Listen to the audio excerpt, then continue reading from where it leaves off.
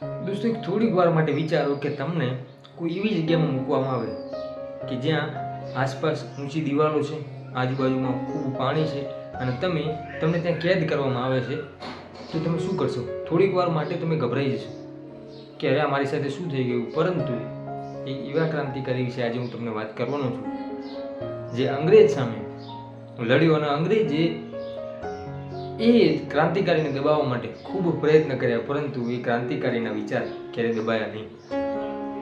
એ ક્રાંતિકારી હતા વીર વિનાયક દામોદર સાવરકર, જેને આપણે વીર સાવરકર તરીકે ઓળખીએ છીએ. દોસ્તો, જે તે સમયમાં અંગ્રેજોની લડત સામે સાવરકરને અંગ્રેજોએ કાળા પાણીની સજા આપી. આજુબાજુ ચારે બાજુ દિવાલ, પોતાની વાત કરવા માટે કોઈ વ્યક્તિ નહીં, પોતાની સાથે કોઈ એવી સમય પસાર થઈ શકે એવું કોઈ વ્યક્તિ નહીં, અને એ વ્યક્તિને એ કાળા પાણીની સજા આપી અને એમને કેદ કરવામાં આવે. પરંતુ વીર સાવરકર પોતે ખૂબ ખુલ્લા મનના માનવીને, પોતે ખૂબ અડગ વ્યક્તિત્વ એમને માત્ર એવું વિચાર્યું કે મારું શરીર કેદ છે, મારા વિચારો ક્યારેય કોઈ કેદ કરી શકશે નહીં.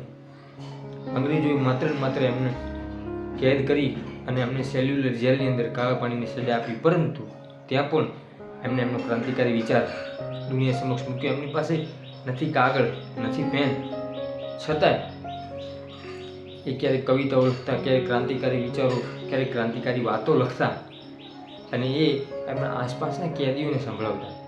એમની પાસે કોઈ બીજી સુવિધા ન હતી, એ સમયમાં મોબાઈલ પણ ન હતા, પરંતુ એમના વિચારો ક્યારેય કોઈ સરકાર, ક્યારેય અંગ્રેજ સરકાર એમના કેદ કરી શક્યું નહીં. માત્ર ને માત્ર એમનું શરીર કેદ થયું, પરંતુ એમના વિચારો અડગ રહ્યા. આ ક્રાંતિકારી એકલા હાથે અંગ્રેજો સામે ઝઝૂમ્યા, અંગ્રેજોની કાળા પાણીની સજા કાપી, પરંતુ એમને ક્યારેય મનથી તૂટ્યા નહીં, મનથી ભાંગ્યા નહીં. ખૂબ અડગ મનના વ્યક્તિત્વ વીર વિનાયક દામોદર સાવરકર. આજે ઘણા બધા ક્રાંતિકારીઓ એવા છે જેને લોકો ભૂલી ગયા છે ને જેને લોકો યાદ નથી કરતા. આવા અનેક વૃદ્ધ ક્રાંતિકારીઓ છે.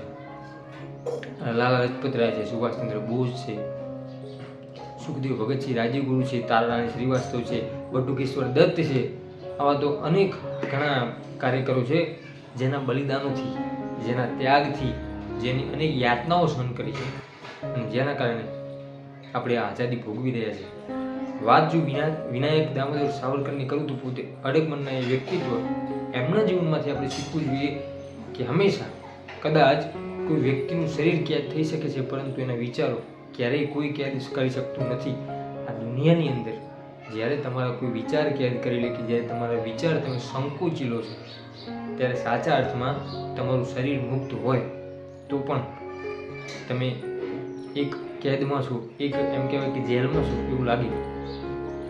એટલે સાચા અર્થમાં જો વાત કરીએ તો વિનાયક દામોદર સાવરકરના જીવનમાંથી આપણે શીખવું જોઈએ કે આપણે અડગ મન રાખી જીવનની કોઈ પણ પરિસ્થિતિ આકરી હોય એની સામે લડવું જોઈએ, એની સામે ઝઝૂમવું જોઈએ, એમાં હાર ક્યારેય ના માનવી જોઈએ. દોસ્તો, જો આ ક્રાંતિકારી વિશેની બીજી વાત તમારે જાણવી હોય તો કોમેન્ટ બોક્સની અંદર કંઈક સરસ મજાની કોમેન્ટ કરજો, અને આવા બીજા વિચારો, આવી બીજી ક્રાંતિકારી વાતો જાણવા માટે આપણી ચેનલ સબસ્ક્રાઈબ કરજો.